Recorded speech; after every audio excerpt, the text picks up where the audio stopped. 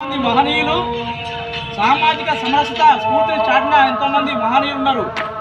APJ Abdul Kalam కానీ, doctor Babasaheb Ambedkar కానీ, బాబు జగజీవన్ కానీ, భాగ్యరెడ్డి వర్మ కానీ, ఇట్లా చెప్పుకుంటూ పోతే చాలా మంది దేశం కోసం పనిచేసే వాళ్ళు ఉన్నారు. ఈ దేశాన్ని కాపాడడానికి, అఖండ భారతంగా కాపాడడానికి పనిచేసే వాళ్ళు ఉన్నారు.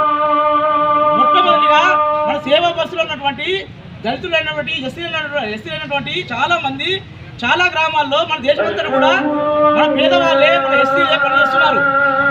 ఈ పారిశుద్ధ కార్మికులను సన్మానించాలని చెప్పేసి సామాజిక సమరసత వేదిక రాష్ట్ర తరఫున మేము ఈ మెదక్ జిల్లాలో మన పారిశుద్ధ కార్మికులను వాళ్ళకి టవల్ ఇస్తే వాళ్ళకు మరి పనిచేస్తారు కాబట్టి టవల్తో సన్మానం చేసి సామాజిక సమరసత వేదిక క్యాలెండర్ ఆవిష్కరణ చేయడం జరుగుతుంది.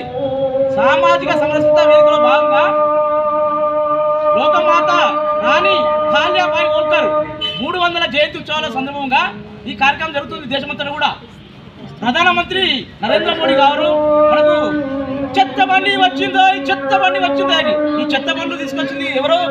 ప్రధానమంత్రి నరేంద్ర మోడీ. స్వచ్ఛ భారత్ కార్యక్రమం వారి ఆదర్శంగా తీసుకొని ఈ మహాకుంభమేళలో 144 సంవత్సరాల కోసం జరిగినటువంటి మహాకుంభమేళ ప్రయాగరాజ్లో ఈరోజు స్వచ్ఛ భారత్ కోట్లాది మంది ఈరోజు ఒక్కరోజే 4 కోట్ల మంది స్నానాలు ఆచరించారు. అక్కడ కూడా మన పారిశుద్ధ కార్యక్రమం పనిచేస్తున్న కష్టపడి రాత్రి బావులు షిఫ్ట్ల వైజ్గా. కాబట్టి దేశమంతా కూడా మన ఎస్సీల ముందు లేకపోతే డాక్టర్ బాబాసాహెబ్ అంబేద్కర్ ఆశయం నెరవేరాలంటే మన ఎస్సీల ముందుంటారు. కాబట్టి ఎస్సీల ఐక్యత చాటాలి, ఎస్సీలందరూ కూడా ఐక్యంగా ఉండాలి. మనం అందరూ కూడా భారతదేశంలో ఒక భాగము అని చెప్పేసి చాటు చెప్పడానికి ఈ సమతామూర్తుల క్యాలెండర్ ఆవిష్కరించి వాళ్ళని గౌరవించడం జరుగుతుంది. ముందు కూడా వీళ్ళకి సాధిసీ విషయంలో కానీ, గౌరవేతల విషయంలో కానీ, జీతాల విషయంలో కానీ, శానిటైజర్ విషయంలో కానీ, వాళ్ళ గ్లౌజులు కానీ, వాళ్ళ షూలు కానీ, వాళ్ళ షర్ట్స్ కానీ వారికి అందుబాటులో ఉండడానికి ప్రధానమంత్రి గారు కృషి చేస్తున్నారు. ప్రతి మున్సిపాలిటీ మీద, ప్రతి గ్రామ పంచాయతీ మీద కొన్ని వేల కోట్ల రూపాయలు ఖర్చు పెడుతుంది ఇవాళ సెంట్రల్ గవర్నమెంట్. దాన్ని మనం గుర్తు చేసుకోవాలి.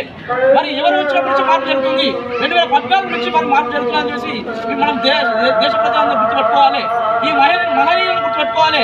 లోకమాత అహిల్యాబాయి వారు వితంతువు అయినప్పటికీ, మేకలు కాసే కుటుంబంలో పుట్టినప్పటికీ ఆమె రాజ్యాన్ని ఏలి రామేశ్వరం నుంచి కూడా కాశీ వరకు కూడా ఆమె మన ఆలయాలను పునరుద్ధరించి మళ్ళీ కట్టించింది. అలాంటి రాజమాతను మనము గుర్తు చేసుకోవడము ఈరోజు గర్వకారణము. మనం కలిసి కులము మతము వర్ణము భేదము తేడా లేకుండా మనం అందరం కూడా ఒక్కటే అని చెప్పేసి సామాజిక సమరసత వేదిక చెప్తున్నది. సమాజం అంటే సమాజంలో ఉన్నటువంటి అందరు వ్యక్తులు, వేదిక అంటే ఒక స్టేజ్. కాబట్టి ఈ సామరస్యంగా అందరూ కలుపుకుపోదామని జీవించేటటువంటి